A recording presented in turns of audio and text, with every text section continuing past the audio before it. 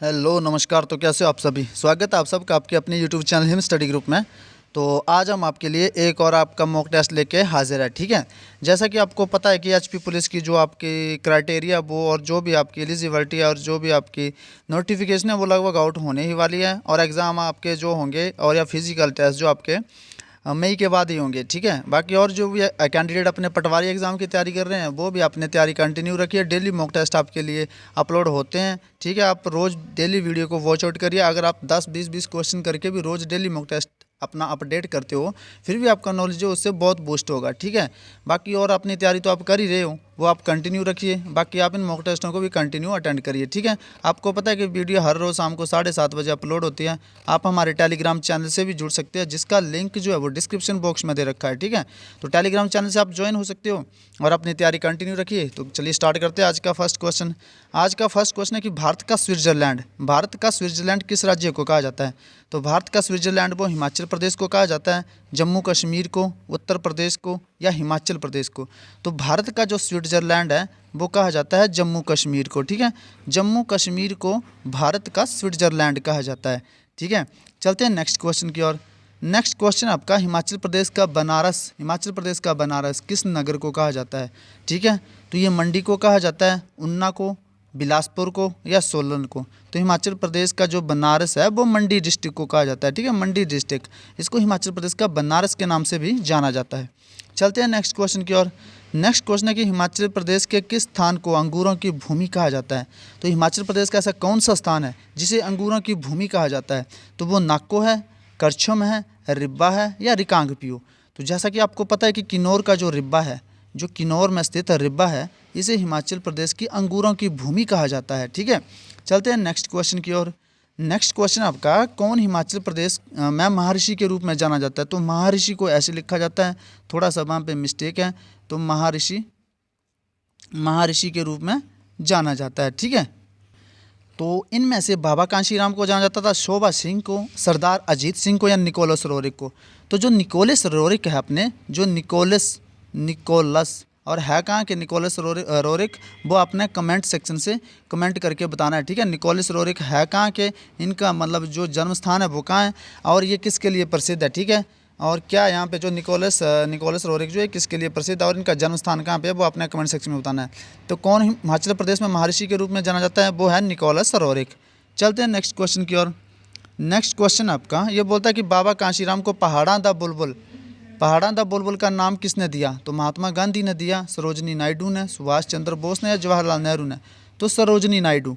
ठीक है, सरोजनी नायडू। ठीक है, सरोजनी नायडू ने हिमाचल प्रदेश आपके जो बाबा कांशीराम हैं उनको पहाड़ा दा बुलबुल का जो है उससे मतलब उसका नाम दिया उसको। ठीक है, पहाड़ा दा बुलबुल सरोजनी नायडू ने। तो ये आपने थोड़ा सा ध्यान रखना है सरोजनी नायडू का। चलते हैं नेक्स्ट क्वेश्चन की ओर।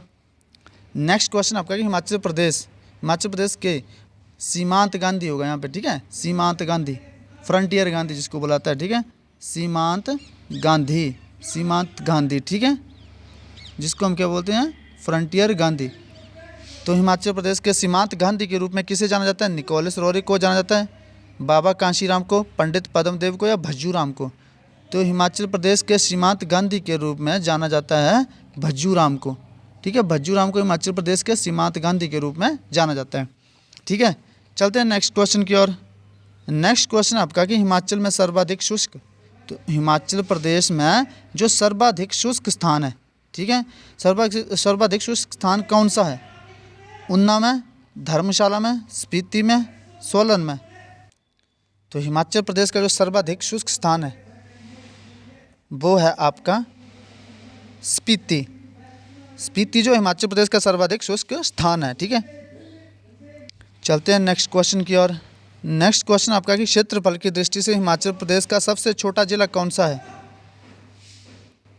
तो क्षेत्रफल की दृष्टि से हिमाचल प्रदेश का सबसे छोटा जिला कौन सा है? तो ये ऊना है, सोलन है, कुल्लू है या हमीरपुर है? तो क्षेत्रफल की दृष्टि से हिमाचल प्रदेश का सबसे छोटा जिला जो आपका हमीरपुर है। ठीक है, हमीरपुर। चलते हैं नेक्स्ट क्वेश्चन की ओर। नेक्स्ट क्वेश्चन है कि अपने प्राचीनतम लोकतंत्र के लिए प्रसिद्ध मलाना गांव किस जिले में है?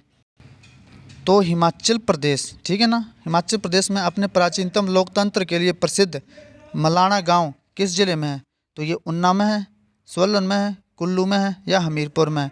तो मलाना जो है वो आपका ये कुल्लू डिस्ट्रिक्ट में स्थित है, ठीक है, कुल्लू डिस्ट्रिक्ट में स्थित है। तो हिमाचल प्रदेश का जो प्राचीनतम लोकतंत्र है उसके लिए प्रसिद्ध गांव जो है वो मलाना कुल्लू डिस्ट्रिक्ट में स्थित है, ठीक है। चलते हैं नेक्स्ट क्वेश्चन की ओर। नेक्स्ट क्वेश्चन आपका, हिमाचल प्रदेश का सबसे बड़ा शहर कौन सा है? तो हिमाचल प्रदेश का सबसे बड़ा शहर कौन सा है? तो कुल्लू है, शिमला है, हमीरपुर है या धर्मशाला है? तो हिमाचल प्रदेश का सबसे बड़ा शहर जो है आपका शिमला है, ठीक है। शिमला हिमाचल प्रदेश का सबसे बड़ा शहर है। चलते हैं नेक्स्ट क्वेश्चन की ओर। नेक्स्ट क्वेश्चन आपका, ए और ऐ कौन सी ध्वनियाँ हैं? ए और ऐ कंठ ध्वनियाँ हैं, मूर्धन्य ध्वनियाँ हैं, ओष्ठ ध्वनियाँ या कंठ तालव्य ध्वनियाँ हैं? तो आपको बता दें कि ए और ऐ कौन कौन सी ध्वनियाँ और भी आती है, ठीक है। एक व, एक फ, ठीक है, और एक ओ और एक औ। ये सारी ध्वनियाँ मोस्ट इंपॉर्टेंट है। ए और ए ये ध्वनियाँ आपकी कंठ तालव्य, ठीक है। ये ध्वनियाँ आपकी ए और ऐ कंठ तालव्य, व और फ ये ध्वनियाँ आपकी दंतोष्ठ्य, ठीक है। व और फ जो वो दंतोष्ठ्य ध्वनियाँ हैं। ओ और औ ये ध्वनियाँ आपकी कंठोष्ठ्य, ठीक है, ये ध्वनियाँ आपकी कंठोष्ठ्य, ठीक है। तो ये आपने ध्यान रखना थोड़ा। तो यहाँ पे क्या पूछा गया आपसे कि ए और ऐ कौन सी ध्वनियाँ हैं? तो ए और ऐ ये ध्वनियाँ आपकी कंठ तालव्य, ठीक है। कंठ अलग होती है और कंठ तालव्य अलग होती है, ये ध्यान रखना। दंत अलग होगी और दंतोष्ठ्य अलग होगी, कंठोष्ठ्य अलग होगी और कंठ अलग होगी, ठीक है। तो ये डिफरेंस है, तो ये आपने ध्यान से रखना थोड़ा सा। चलते हैं नेक्स्ट क्वेश्चन की ओर। नेक्स्ट क्वेश्चन आपका कि अब आपने बताना कि अभिज्ञ और अविज्ञ शब्द युग्म का सही अर्थ क्या है? तो अभिज्ञ और अविज्ञ, तो आपको पता होना चाहिए कि अभिज्ञ किसको बोला जाता है, ठीक है, और अविज्ञ, अभिज्ञ किसको बोला जाता है, अविज्ञ किसको बोला जाता है? तो अभिज्ञ बोला जाता है जानकार को, जानकार को बोला जाता है अभिज्ञ, और अविज्ञ, अविज्ञ बोला जाता है मूर्ख को, ठीक है। अभिज्ञ जानकार को और अभिज्ञ मूर्ख को बोला जाता है, ठीक है। तो अभिज्ञ जानकार, तो इसका जो आपका राइट आंसर हो जाएगा वो थर्ड वन हो जाएगा, ठीक है। ये वाला अभिज्ञ, ये जानकार, और ये वाला अभिज्ञ, यहाँ से देख लो, ये अभिज्ञ जानकार और ये अभिज्ञ मूर्ख, ठीक है। चलते हैं नेक्स्ट क्वेश्चन की ओर। नेक्स्ट क्वेश्चन आपका कि शब्दों के सार्थक योग को क्या कहा जाता है? तो वर्ण कहा जाता है, शब्द कहा जाता है, वाक्य कहा जाता है या क्रिया? तो सबसे पहले आपको पता होना चाहिए जो ध्वनि है, ध्वनि को योग को, ध्वनि का जो योग है उसको क्या कहा जाता है? ध्वनि के योग को वर्ण कहा जाता है, ठीक है। और वर्णों के योग को, वर्णों के योग को क्या कहा जाता है? वर्णों के योग को शब्द कहा जाता है। और शब्दों के योग को, शब्दों के योग को, शब्द के योग को पद कहा जाता है, और पद के योग को, पद के योग को वाक्य कहा जाता है, ठीक है। तो ये थोड़ा सा आपको ध्यान रखना कि ध्वनि का जो योग को उसको हम वर्ण बोलते हैं, और वर्णों के योग को शब्द, और शब्दों के योग को पद, और पद के योग को वाक्य। लेकिन यहाँ पे आपको एक कंडीशन है कि यहाँ पे आपको पद जो वो दे नहीं रखा है, ठीक है। तो शब्दों के सार्थक योग के यहाँ क्या आ जाएगा? आपका वाक्य आ जाएगा, ठीक है, क्योंकि पद भी शब्द शब्द से बनता है, ठीक है, और वाक्य भी शब्द शब्द से भी। तो आपने जहाँ पे अगर पद मेंशन कर रखा हो, शब्दों के योग को पद, अगर पद मेंशन कर रखा हो तो पहले पद करेंगे, और अगर पद मेंशन नहीं कर रखा हो तो आप वाक्य करेंगे, ठीक है। चलते हैं नेक्स्ट क्वेश्चन की ओर। नेक्स्ट क्वेश्चन है कि कानन कठिन भयंकर भारी घोर घाम हिमबारी ब्यारी में कौन सा अलंकार है, ठीक है। तो आपने इनमें से अलंकार बताना है, कौन सा अलंकार है। तो आपको पता है कि यहाँ क्या हो रहा है, उत्प्रेक्ष अलंकार में क्या होता है? उत्प्राक्ष अलंकार में मनु मनुहु जानो जानो शब्द आते हैं। यमक अलंकार में क्या होता है? यमक अलंकार में शब्दों की आवृत्ति बार बार होती है, ठीक है, यमक अलंकार में। अनुप्रास अलंकार में क्या होता है? अनुप्रास अलंकार में वर्णों की आवृत्ति, वर्णों की आवृत्ति बार बार होती है अनुप्रास अलंकार में, ठीक है, वर्णों की आवृत्ति। तो यहाँ पे देखो वर्ण की आवृत्ति बार बार हो रही है। कानन कठिन क, ठीक है, भयंकर भारी भ भ, घोर घाम घ घ। तो ये सारे वर्णों की आवृत्ति हो रही है। तो जहाँ पे वर्णों की आवृत्ति होती है वहाँ पे आपका अलंकार कौन सा होता है? वहाँ पे आपका अलंकार होता है अनुप्रास अलंकार, ठीक है, अनुप्रास अलंकार।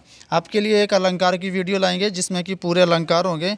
तो आपने कमेंट में जरूर कमेंट सेक्शन कमेंट करके बताना। अगर आपके 50 से ज़्यादा कमेंट हो जाते हैं कि आपको जो आपका क्या बोलते हैं इनको, अलंकार है, ठीक है, इनकी वीडियो चाहिए, तो अगर 50 से ज़्यादा कमेंट और 100 से ज़्यादा 200 से ज़्यादा लाइक हो जाते हैं इस वीडियो पे, तो आपके लिए जो एक जो आपके अलंकार है, इसकी पूरी एक अकेली वीडियो होगी जिसमें सारे अलंकार के बारे में आपको बताया जाएगा, ठीक है। जो आपके वात्सल्य अलंकार होते हैं उनके बारे में भी, जितने भी आपके अलंकार है जो मोस्ट इंपॉर्टेंट है एग्जाम के पॉइंट ऑफ व्यू से, वो सारे बताए जाएंगे आपको। तो कानन कठिन भयंकर भारी घोर गाम हिमबारी, इसमें जो आपका अलंकार है यहाँ पे वर्ण की आवृत्ति हो रही है, तो ये जो अलंकार है ये अनुप्रास अलंकार हो जाएगा, ठीक है। चलते हैं नेक्स्ट क्वेश्चन की ओर। महोदय, महोदय का संधि विच्छेद करना आपने, तो पहले सबसे पहले महोदय में संधि बताने की संधि कौन सी है, ठीक है। तो महोदय, इसका जब संधि विच्छेद करेंगे आप तो क्या हो जाएगा, महा जमा उदय, तो महा जमा उदय हो जाएगा, ठीक है। तो इसमें क्या आ गया, आ, और उसके बाद क्या आया, ऊ आ गया, तो ये क्या बन गया, ओ बन गया, ठीक है। तो ये किस में होता है, ये आपका गुण संधि में होता है, ठीक है, गुण संधि में। तो गुण संधि का रूल क्या है, गुण संधि का रूल ये है कि अ या आ के बाद, ठीक है, ऊ या ऊ आ जाए तो वह ओ बन जाता है, ठीक है। और ये किस में होता है, आपका गुण संधि में होता है। तो महोदय, महाजमा उदय, पहले इसका संधि विच्छेद करना है और उसके बाद आपको इस रूल को याद रखना है, ठीक है। तो ये हो जाएगी आपकी गुण संधि। चलते हैं नेक्स्ट क्वेश्चन की ओर। नेक्स्ट क्वेश्चन ही महोदय का मैं गुण संधि आपको बता दिया है। तो नेक्स्ट क्वेश्चन की ओर चलते हैं। दो वर्णों के मेल से उत्पन्न होने वाले विकार को क्या कहा जाता है, समास कहा जाता है, उपसर्ग, प्रत्यय या संधि। तो दो वर्णों के मेल से उत्पन्न होने वाले विकार को हम क्या कहते हैं, संधि कहते हैं, ठीक है। दो वर्णों के मेल से उत्पन्न होने वाले विकार को संधि कहा जाता है। चलते हैं नेक्स्ट क्वेश्चन की ओर।